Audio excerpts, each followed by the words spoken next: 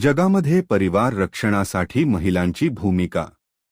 श्री स्वामी समर्थ म्हणतात, ज्या घरात स्त्री शांत, संयमी आणि श्रद्धावान असते, त्या घराभोवती अदृश्य संरक्षण कवच तयार होतं.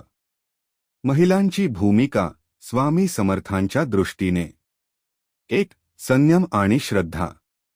महिलेची श्रद्धा हीच घराची पहिली ढाल.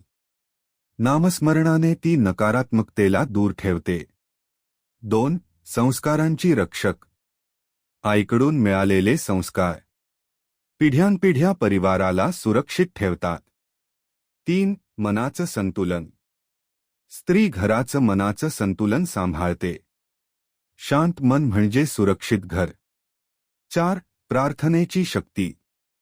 आईची प्रार्थना कधीच वाया जात नाही. ती संकट येण्याआधीच मार्ग दाखवते. 5. त्यागातून संरक्षण. त्यागातूनच खरी शक्ती निर्माण होते. महिलेचा त्यागच परिवाराचं कवच बनतो. म्हणूनच परिवार वाचतो आईच्या श्रद्धेमुळे. श्री स्वामी समर्थ.